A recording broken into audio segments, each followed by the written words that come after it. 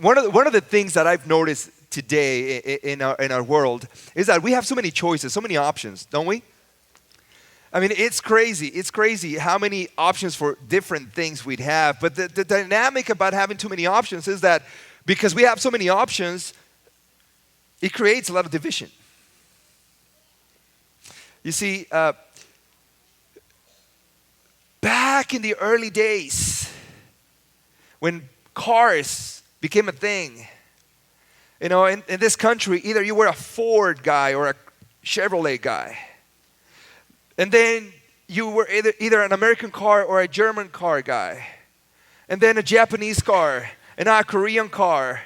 And now it's all kinds of different cars from Italy and France and England and all these different types of cars.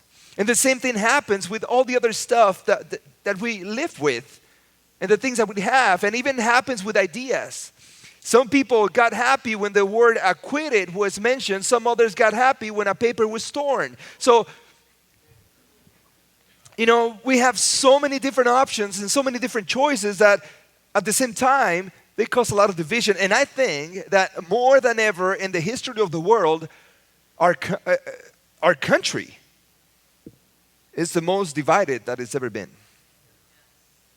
So in the middle of all this division, we have created a separation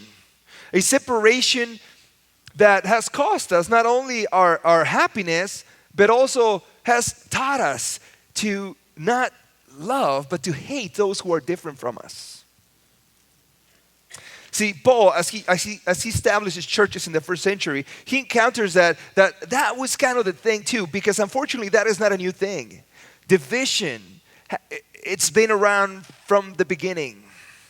In fact, that is exactly what the devil tried to do in the Garden of Eden. When he convinced Eve that she wasn't enough like God and that she needed to eat from that tree, right away, when Adam and Eve ate from that tree, division was established.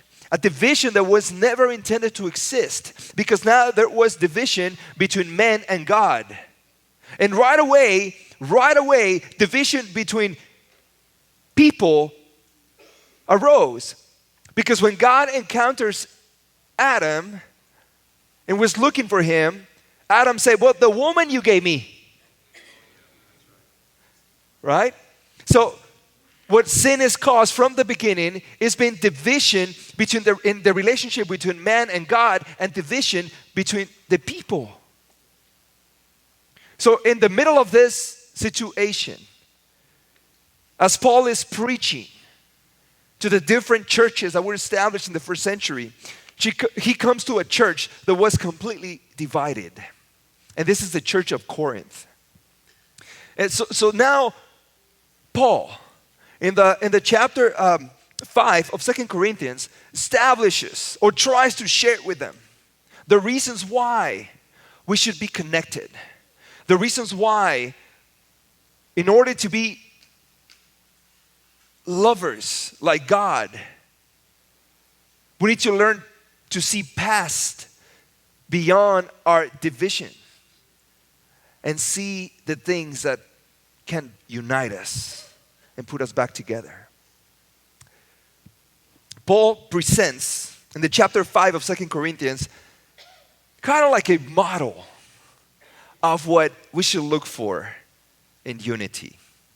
So the first thing that he presents is that we need to get a new perspective. We need to change the way we see things. You see, the way that Paul presents Jesus, he gives the characteristics that the people in the Roman times were used to see of a triumph ceremony. Let me explain this to you. Today we use the word triumph for what? For victory, for somebody who won, right? For somebody who accomplished something, and we say triumph. But see, triumph in those days was a celebration. You see, when a Roman general went to a battle to conquer a place, a city, a country, and they came back, a triumph was a celebration. And the way it was that there was a parade marching into the city. And in this city, as the music began to play, the general next marching on his horse next to his officers. They would walk into the city, march into the city, followed by somebody who was bringing the spoils from the victory. It is said that historians describe that when Titus came back from Jerusalem after he destroyed the city, there were Roman soldiers carrying the objects that were taken from the temple in Jerusalem, playing the trumpets that the Levites used to play at the ceremonies in Jerusalem, bringing the utensils that were used once for the sacrifices and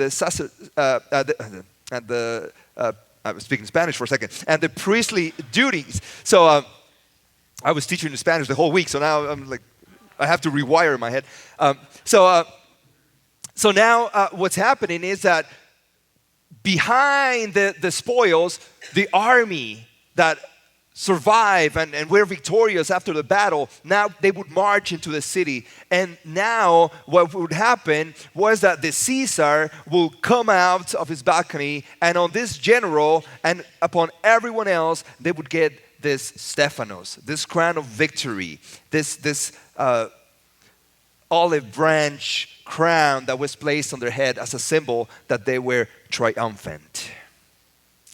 So what Paul is saying to the Corinthians in chapter 5 is that, 2 Corinthians, is that he is presenting that we already have the victory, that we are already triumphant, that the only limit between us and victory is just accepting Jesus Christ. Let's go to 2 Corinthians chapter 5 and notice what it says.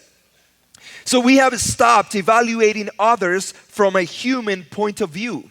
At one time, we thought of Christ merely from a human point of view. How differently we know him now. This means that anyone who belongs to Christ has become a new person. So what he's saying is this. Guys, the reason why you don't see it is because you're looking at the thing. You're looking at salvation. You're looking at Christianity. You're looking at this new way from the old perspective. But once you look at it from the perspective of Christ, then you will see the whole picture. So when I was reading this text, it came to my head an experience that we had a year ago with my family. We had an opportunity to go to the north part of Argentina and the south of Brazil. And there, in the border between these two countries, there is a natural park called Iguazu Falls. And if you're familiar with what's going on there, is that in this park, it's one of the largest, if not the largest, waterfall in the world. So the first day when we went to this park, we went on the Argentinian side. So as we were marching into the park and hiking all these trails that they'd have before you get to this huge waterfall, before you approach, you hear the roaring of the water, all these thousands and thousands of gallons of water that come from the river and just fall powerfully from the waterfall. So from the Argentinian side, you hear the noise, and this is what you see first. And you go to the edge and you see all this water, you see the noise, and you're impressed when you're looking for the Argentinian side. But I was not that amazed at the beauty of what this is until we went to the Brazilian side. And probably my mother-in-law is going to hate me that I want to say this, but from the Brazilian side, you see the actual beauty of the whole thing. Because when you stand on the other side, you're actually right there. And instead of just looking at the surface and looking at the water go down, you're looking at the whole thing. So once your perspective changes, then you really admire what is going on there. Then you really see the beauty, the completeness. You actually walk in there and you feel the mist falling on you. You kind of become part of it for a second. Because you get to see everything from a new perspective. And you see what Paul is saying, family, here, is that when we haven't learned to see life from the lens of Christ, we are limiting ourselves because our humanity is preventing from us to experience the fullness that Jesus is willing to give us. So as long as we stay in the old way of seeing things, we can never be triumphant. We cannot claim victory. That's why oftentimes I think our Christian experience is limited, because we still think that we have something to do to earn it. You know, there's been times when I've talked to people and we talk about God and things, and some people believe that, yeah, we're saved by grace, but I have to do something. You see, that but limits the meaning of the whole thing. Because that but is saying that Jesus' sacrifice was not enough. That there's something else that I have to do. So Paul says to the Corinthians, you see guys, you don't see the whole picture because you're limiting yourselves. You have to see it from the perspective of Christ. That victory has already been won. The victory is already ours. So don't walk around as you're defeated, as if you were defeated. Don't walk around as if you were still in your old life. Walk around as someone who has already been redeemed. Walk around as somebody who has already attained victory, because Jesus has already given it to us. In 1 Corinthians 7:31, Paul writes, those who use the things of the world should not become attached to them. For this world, as we know it, will soon pass away. Now this is crazy, and it's kind of sad at the same time, because what happens is that in reality, all the things that cause division amongst us, all the things that divide us as society, are not eternal. They all have an end. Some of those things end every 4 years or 8. Some of those things end with age. Some of those things end when the next thing comes up. But all the things that cause division amongst people have an expiration date. So Paul is saying, guys, understand this, that all these things that you're fighting about, all these things that are causing division and are preventing you from seeing the whole picture, don't matter in the scope of eternity. They don't. So we have to learn to see life from a new perspective. So then Paul says, see, now we have to understand that our job is not to fight about our things, but instead our job is to learn to seek unity. Is our mission, he says, is reconciliation. Now, the definition of reconciliation is to exchange. Let me explain. In 2 Corinthians 5, verse 18 and 19, it says, and all of this, he's talking about all these things that are going on and what Jesus has done already. All these things is a gift from God, who brought us back to himself through Christ, and God has given us this task of reconciling people to him. For God was in Christ, reconciling the world to himself, no longer counting people's sins against them, and he gave us this wonderful message of reconciliation. Now, so let's see it from the biblical historical perspective. From the Garden of Eden, the relationship between man and man was truncated. So from the beginning, God has been trying to reconstruct that relationship. If we remember that chapter 3 of Genesis, when sin enters into the picture, after Adam and Eve sin, the first one to take the first step towards reconciling this broken relationship is God. Adam, where are you? You think that God was, where is this guy at? I don't know where he went. No, God knows everything, right? But what God is doing is that he's putting himself in a position of equality with Adam, So that the things that was about to present to Adam would be to unite instead of being, Adam, I know what you did. Come out now. You see what happens? So notice, only a God that could become human could save humanity. That is why Jesus, being rich, became poor, so that we could become rich through him. Now, I told you before that in the Greek, the word reconciling means to exchange. And the way I can tell you how this works in our context is that, have you ever bought clothes at the mall or any store, but you like it, but you don't try it on? Yeah? Guilty? All right.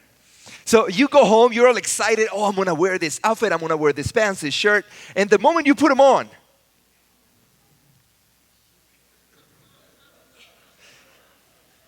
either you had many pretzels at the mall that day, or you thought you were bigger. But the clothes just doesn't fit. But you like it. You like the style. You like the color. It goes perfect with the rest of the outfit. So what's your first thought? I'm going to go change it. Right? And we have a different attitude when we go return something than when we go change it. When we go to exchange a garment, we go to the store. And in fact, we already know what is the size that we need. We know where it is. But when we go to exchange, we don't worry about that. All we do is go to the store. We have the receipt right there. Say, I want to return this. But when we go to exchange, there's a level of excitement. Because at the end of the day, you are going to have exactly what you need. So this is what happens. In the perspective of God, reconciling means to exchange. To exchange the things that separate for the things that unite. To exchange a perspective of humanity and division and see things from a perspective of Jesus and unification. Remove the stuff that prevents you to see what God sees from the experience of Jesus. So God is in the process, and he's always been in the process to exchange that experience. Adam, what's going on? Where are you? Oh, I'm here. I was hiding because I noticed that I was naked. See, we don't know how long Adam lived in the garden before he sinned. We just don't know that. Because see, before sin, time doesn't matter. Just like when we go to heaven, time will not matter. Because eternity is a thing that we cannot comprehend. Because we're limited by sin and by time. So before Adam sinned, we have no idea how long he lived in the garden. But after he sinned, now he sees that there's a problem. He's naked. And he tells God, I noticed that I was naked and I was afraid. And God is like, dude, I made you like that. I know. You've been like that for a while. So what is God doing there? What he does is that he exchanged that feeling of shame and nakedness, and he teaches Adam a lesson. You see this little animal here that has not sinned, that has no fault at all? I'm going to take his skin and put it on you.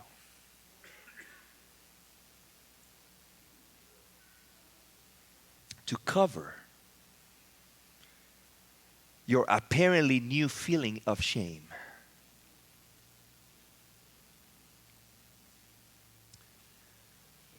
That was the first step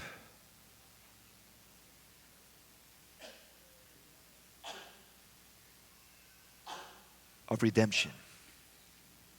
That someone who was completely guiltless, was going to take on himself the guilt of everyone else.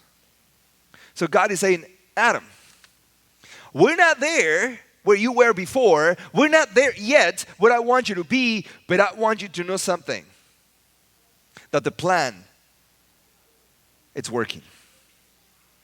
All you have to do is to see it from my eyes. Is to see it from my perspective. Is to keep on the plan.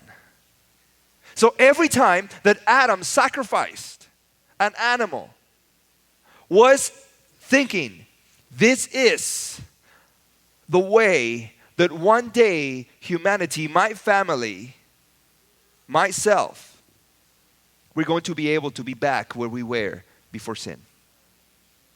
Imagine how well Adam did it that by chapter 4, now Abel and Cain present their sacrifices. That means that Abel and Cain were old enough. They were head of households that they needed to offer their own sacrifices. They were not kids anymore. So they had learned from their father the meaning, the experience, and the process. So God is trying always to reconcile humanity to Him and with each other. But it is true that reconciliation has many levels. Many layers. We have to experience reconciliation in our families. We have to experience reconciliation in our workplace. We have to experience reconciliation in our communities. We have to experience reconciliation in our church. We have to experience reconciliation in politics. We have to experience reconciliation everywhere. But none of those places, none of those layers of society will be affected by the experience of reconciliation, of exchange of ideas and perspective, unless people experience reconciliation with God first. That is why God tried to restore His relationship with Adam before He said, hey, Adam and Eve, don't fight. You guys have to come to counsel with me. See, first, He tried to restore the relationship between Him and Adam instead of between Adam and Eve. Because the first layer of reconciliation, and the most important, is a relationship, the relationship of humanity with God. And once that takes place, all the others begin to happen. So Paul is telling the Corinthians, guys, first, we need to change the way we think, and we need to understand that the whole purpose of us learning about Jesus is reconciliation. But also, he says, we need to understand that our job is to represent Jesus and His kingdom. Notice that now Paul not only gives the reason why we're here, he gives the reason why it's acting with us, but also he gives us a purpose. Because every time that we don't share a purpose, every time that we don't have a goal, a common goal, we go separate ways. Notice, verse 20. So we are Christ's ambassadors. Ambassadors. God is making His appeal through us. We speak for Christ when we plead, come back to God. We are ambassadors. The word ambassador, obviously, is not a new thing. In fact, it's a little different now than back then, because back then, Rome never sent ambassadors to any country. They just took the countries. But people from other countries send ambassadors to Rome, bringing gifts to Caesar to maintain the peace. But in our days, the word ambassador has another meaning. Because see, in our days, an ambassador is somebody who has been appointed to represent our country in another country. Just recently, we learned, right, a few weeks back, and that our embassy in Iraq had been attacked. And that embassy is the place where the ambassador operates. And according to the laws that are accepted in foreign policies around the world, is that the land where the embassy of a country is, it's actually that country that is represented. So notice what's happening here. Paul is saying, we are all ambassadors. We all represent the kingdom of Christ. See, when my kids were little and I would drop them off at school, at the academy, I would tell them, guys, remember, you are ambassadors for the Paquini family. Behave well. You know? And the next thing that came to my head, and I never said it to them, but I thought about it, is that, remember, I'm a pastor. I don't want you people to think bad about me, you know? No, but I would tell them, guys, you are ambassadors for a family, and they will see our family through you. So do the best you can to represent who you are well. And that is exactly what Paul is saying. Guys, you are ambassadors of the kingdom of heaven. Do what you can to represent Jesus, his kingdom well. And as long as we're quarreling, and as long as we're all separated and disjointed, we won't be able to do that. Because we don't have focus of the mission. We have to be united in this front. Now, it's quite interesting what he says in Ephesians chapter 6. And pray for me too, Paul says. Ask God to give me the right word so I can boldly explain God's mysterious plan that the good news is for Jews and Gentiles. Now, let me tell you something quite interesting. See, for the mentality of the first century, when you were speaking with Jews thought and believed that they were the chosen nation, right? Because that's what the Old Testament told us. And they accepted that. We are the chosen nation of God. So everyone else who was not a Jew was a Gentile. So there's only two kinds of people in the world for the Jews. The Jews and the Gentiles. And Paul is saying, see, that's not how this works. From the perspective of God, the good news are for everyone, for Jews and Gentiles. We are all ambassadors of the kingdom. There's no division, there's no separation, there's no this is us and this is them.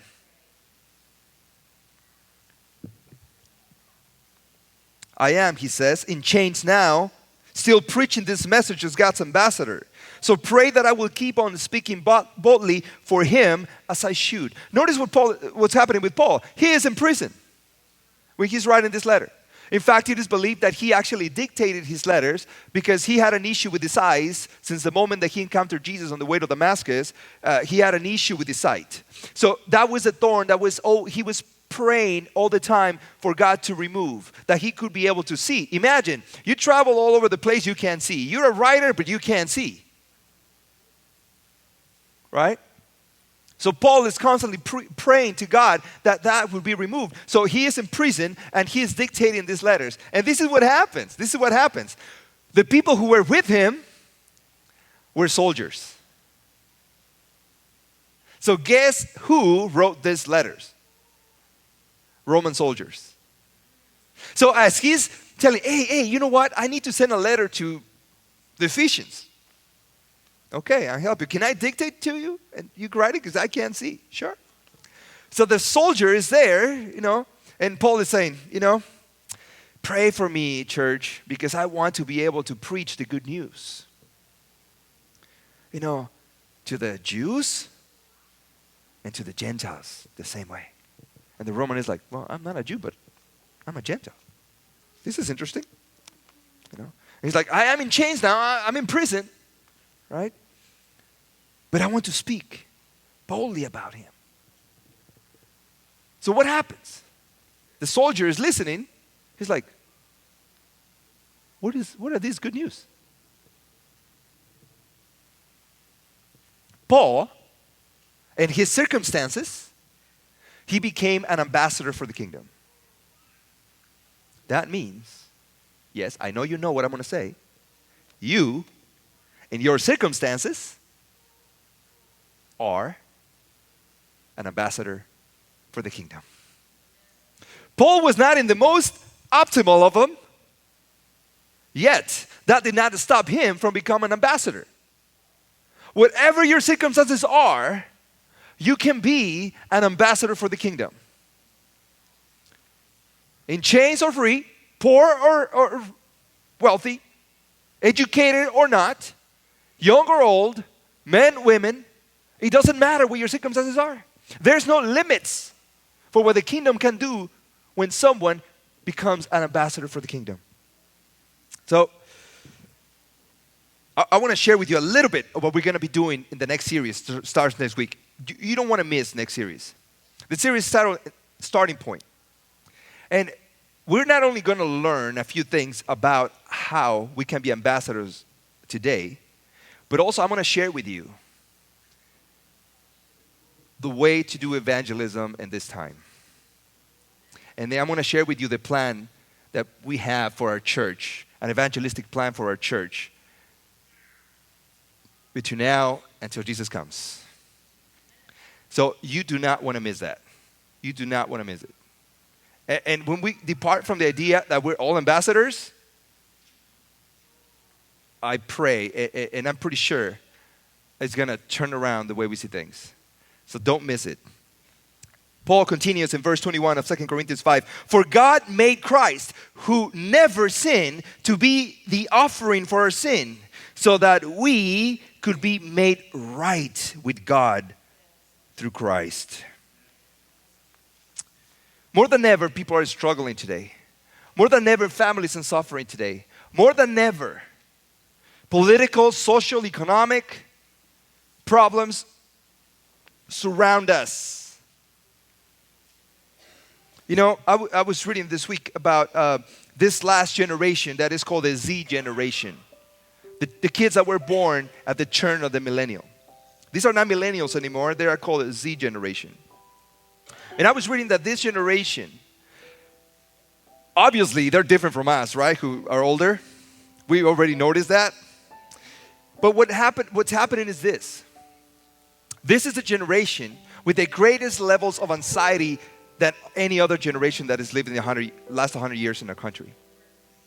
Because see, in our days, when we went to school, and if we were bullied or we had a bad day, we had a little fight with someone, we went home, and at home we were safe.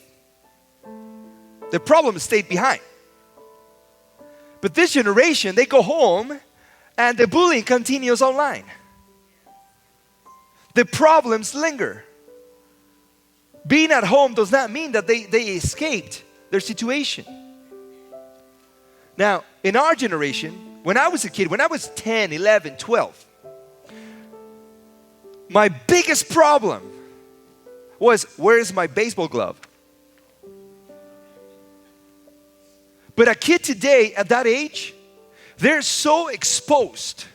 Well, what's going on in the world, bombings, shootings in other schools, predators, all these things, that now their concerns about their safety are completely different. In fact, there's really not a place where a kid today can feel 100% safe. Because they go to school and they know that shootings happen at school. They go to the mall and they know that there's evil at the mall. They go online and they know that there's evil online. They go home and they know that 98% of the cases of abuse happen at home.